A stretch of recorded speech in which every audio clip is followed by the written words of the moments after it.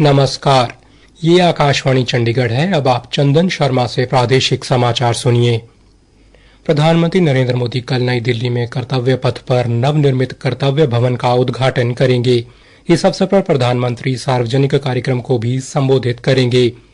कर्तव्य भवन central Vista परियोजना का ही एक हिस्सा है। प्रधानमंत्री कार्यालय ने एक बयान में बताया कि कर्तव्य भवन के निर्माण का उद्देश्य विभिन्न मंत्रालयों और विभागों को साथ लाकर दक्षता, नवाचार और सहयोग को बढ़ावा देना है। वर्तमान में विभिन्न मंत्रालय और विभाग राजधानी दिल्ली के अलग अलग क्षेत्रों में स्थित हैं।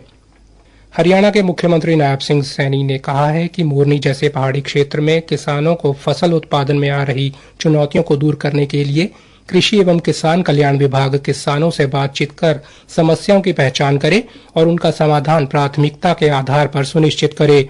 उन्होंने निर्देश दिए कि हरियाणा राज्य कृषि विपणन बोर्ड मोरनी जैसे क्षेत्र में किसानों की बागबानी फसलों को मंडियों तक पहुंचाने के लिए लघु संग्रह केंद्र स्थापित करने की संभावना पर भी कार्य करे।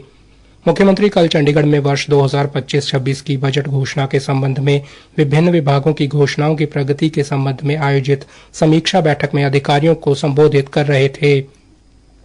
कृषि विभाग की बजट घोषणाओं की समीक्षा करते हुए मुख्यमंत्री ने कहा कि इस वर्ष 1 लाख एकड़ भूमि पर प्राकृतिक खेती का लक्ष्य निर्धारित किया गया है। इसके लिए अधिकतर सक्रियता से कार्य करें ताकि ज्यादा से ज्यादा किसान प्राकृतिक खेती से जुड़ें। साथ ही प्राकृतिक खेती से संबंधित अतिरिक्त प्रयोगशालाएं भी स्थापित की जाएं। बागवानी विभाग की घोषणाओं की समीक्षा करते हुए मुख्यमंत्री ने अधिकारियों को निर्देश दिए कि किसानों की आय के साधन बढ़ाने के लिए चलाई जा रही विभिन्न योजनाओं को शीघ्र लागू किया जाए। उन्होंने नई बागवानी नीति के क्रियान्वयन में भी तेजी लाने पर बल दिया। हरियाणा के ऊर्जा, परिवहन एवं श्रम मंत्री अनिल विज ने कहा है कि पंजाब को सर्वोच्च न्यायालय के निर्णय का सम्मान करते हुए सतलुज यमुना लिंक नहर बनवाकर हरियाणा को पानी देने का काम करना चाहिए ताकि लोगों की प्यास भी बुझ सके और सूखे खेतों को पानी भी मिल सके।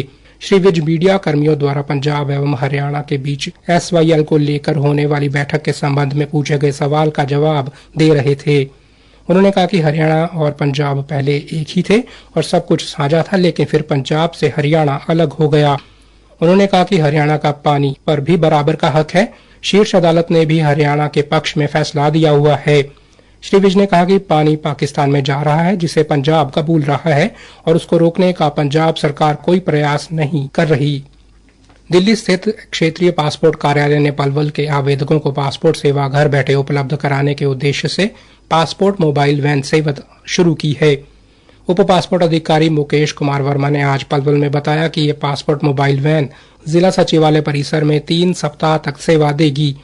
प्रत्येक मंगलवार, बुधवार और गुरुवार को इस सुविधा का संचालन किया जाएगा। उन्होंने कहा कि इससे पलवल वासियों को पासपोर्ट बनवाने के लिए अब दिल्ली नहीं जाना पड़ेगा।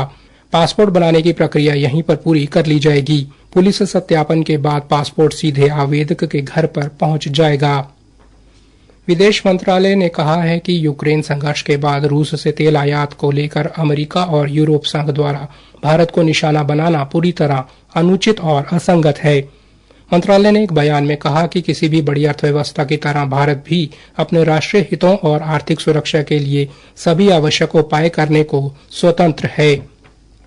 भारत के विभाजन की त्रासदी में जान गंवाने और विस्थापित हुए लोगों की याद में 14 अगस्त को विभाजन विभीषिका दिवस पर फरीदाबाद में राज्य स्तरीय कार्यक्रम आयोजित किया जाएगा, जिसमें मुख्यमंत्री नायब सिंह मुख्य अतिथि के तौर पर शिरकत करेंगे।